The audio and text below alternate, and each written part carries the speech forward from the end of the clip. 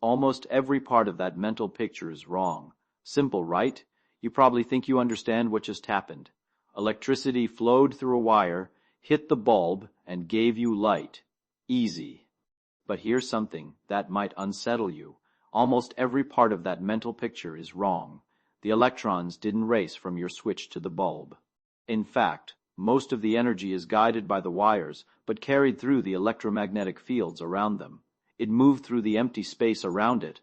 And if Richard Feynman were sitting next to you right now, he'd grin and say, "You've been lied to your whole life. Let me show you what's really happening." Let's start with a question that sounds childish but isn't. What is electricity? Most people, when pressed, will say it's the flow of electrons. That's the textbook answer, the one that gets you points on a school exam. But Feynman, who won a Nobel Prize for figuring out how electrons and light actually behave, would tell you that this answer hides more than it reveals. Because if electricity were just electrons rushing through a wire like water through a pipe, then a lot of things about your daily life wouldn't make any sense at all. Your phone charger wouldn't work the way it does. Power lines wouldn't hum. And the lights in your room would take far longer to turn on than they actually do. To understand what's really going on, we have to go back to a strange afternoon in the 1820s, in a Danish lecture hall. A professor named Hans Christian Ørsted was demonstrating something to his students when he noticed something he wasn't expecting. He had a wire carrying an electric current, and nearby sat a compass. Every time he switched the current on, the compass needle twitched, not toward the wire, not away from it. It twisted sideways, as if some invisible hand were pushing it perpendicular to everything. Ørsted thought he understood. He had stumbled by accident onto one of the deepest secrets in physics, that electricity and magnetism are not two separate things. They are two faces of the same underlying reality. And whatever electricity actually is, it reaches out into the space around it and grabs hold of things. It isn't even touching. Now, to picture this properly, we need an analogy. Imagine a long, straight garden hose lying on the ground. You turn on the tap. Water starts flowing. But here's the key insight. The water that comes out the far end of the hose isn't the same water that just entered from the tap. The tap pushes on water already in the hose, which pushes on the water in front of it, and so on, until the water at the far end gets shoved out almost instantly. The pressure wave travels much faster than any individual drop of water. Electricity in a wire works in a similar way, but stranger. The electrons inside a copper wire are already there, packed in shoulder to shoulder like commuters on a rush-hour train. When you flip the switch, you don't send new electrons sprinting across the country. You give a tiny push to the electrons closest to you, and that push ripples through the entire line at nearly the speed of light. This is generally true for drift velocity in household wires, but the exact speed depends on current, wire thickness, and material. It is okay for a popular science script, but typical should be kept, sometimes less. Stop and let that sink in. The electron that's lighting up your phone screen right now didn't come from the power plant. It was already sitting in the wire, lazily wiggling around, waiting its turn to be nudged. So what actually carries the energy from the power plant to your house? This is where Feynman would lean forward and say, now we get to the good part, because the answer is something that sounds almost mystical, but turns out to be rigorously, mathematically true. The energy travels in the empty space around the wire, not inside it. Around it, the wire is just a guide, a track that tells the energy where to go. The actual carrier of that energy is the electromagnetic field, an invisible something that fills all of space and ripples whenever charges move. Think of it this way. If you've ever watched a long freight train start to move, you know that strange sound, that chain reaction of clanks rolling down the line as each car yanks on the next. The locomotive doesn't have to teleport to the back of the train to make the last car move. It transmits a signal, a mechanical wave, through the couplings. Now imagine that the couplings between train cars are invisible, and they extend not just along the track, but outward into the air around it. That's closer to how electricity actually moves. The wire carries the signal, but the energy itself fans out into the space surrounding the wire as a kind of invisible river of force, flowing alongside the metal, sometimes even ahead of it. This isn't poetry, it's verifiable physics. There's something called the Poynting vector, named after the English physicist John Henry Poynting, which describes exactly how energy flows through electromagnetic fields.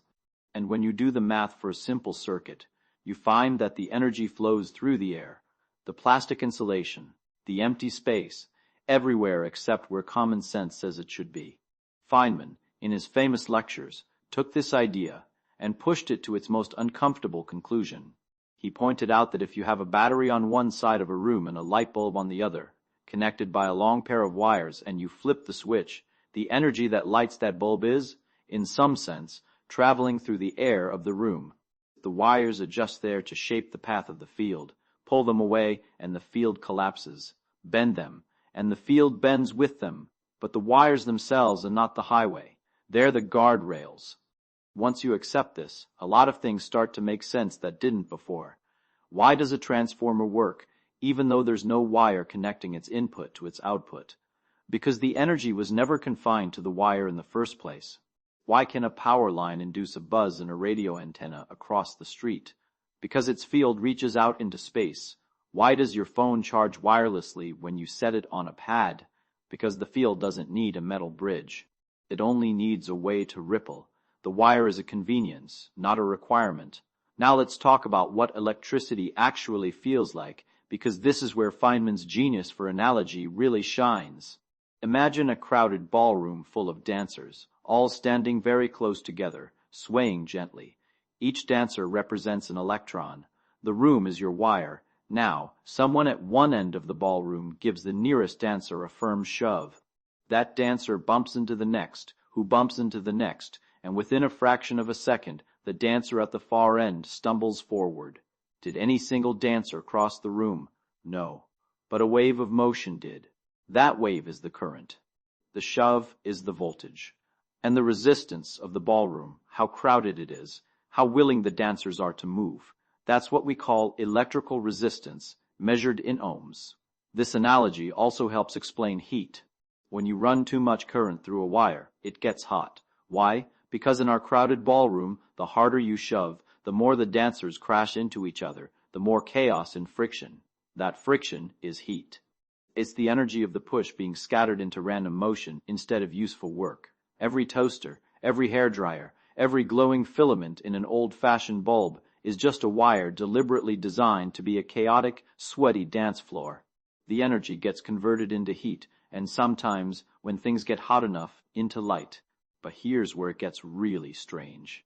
Feynman loved pointing out that despite knowing all this, despite Maxwell's equations, despite quantum electrodynamics, despite a century and a half of experimental triumph, physics can describe electric fields with extraordinary accuracy, but there may not be a deeper mechanical picture underneath them.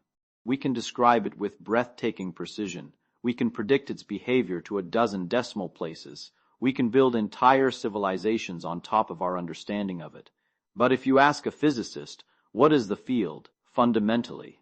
What is it made of? You'll get a long pause, because the field isn't made of anything more basic. It's not little particles. It's not tiny springs. It's not a fluid. It just is. It's a property of space itself, a tendency for space to push on charges in particular ways. Feynman put it bluntly in one of his lectures. He said, in effect, that if you want a deeper explanation, you're not going to get one. The universe simply is this way. You can either accept it and use it, or you can torment yourself trying to picture it. Most physicists choose the first option. And yet, this not quite substance, this ghost in the empty room, runs everything. The signals racing across the internet are ripples in the electromagnetic field. The light from the sun is a wave in the same field. The forces that hold the atoms in your body together, that keep your hand from passing through this table, are electromagnetic. Gravity may shape the cosmos, but on the scale of everyday life, electromagnetism is the boss. It's why solid objects feel solid. It's why chemistry happens. It's why you can read these words. Consider one more thought experiment, the kind Feynman might have offered to a curious student over coffee. Suppose you and a friend stand a meter apart. Now suppose I told you that technically you are not touching the floor. The atoms in your shoes never actually make contact with the atoms in the ground. What stops you from falling through is the electromagnetic repulsion between the electrons in your soles and the electrons in the floor. You are, in a very literal sense, levitating on a cushion of electric force, all day, every day, your entire life. The same force that lights your room is the force that holds you up. It's the force that lets you hug someone, type on a keyboard, drink a glass of water. Electricity isn't something that lives only inside wires. Wires are just the places where we've learned to organize it, to channel it, to put it to work. The rest of the time, it's everywhere, holding the world together in invisible hands. So the next time you flip a switch and the light comes on, pause for half a second. Remember that the electrons in the wire didn't race anywhere. The energy that's now flooding your retinas traveled through the air of your room, riding an invisible field that no one has ever seen and no one fully understands. Remember Ørsted's twitching compass, Poynting's strange equations, and Feynman's grin as he told a generation of students that the universe is far more peculiar and far more beautiful than the textbooks let on. Electricity is not a thing that flows through wires. It is the trembling of space itself, gently rearranged by your fingertip, lighting up the world. And maybe that's the real lesson. The deepest things in physics aren't hiding in distant galaxies or buried inside atom smashers. Sometimes they're hiding in plain sight, in the lamp on your desk, waiting for someone curious enough to ask the right question,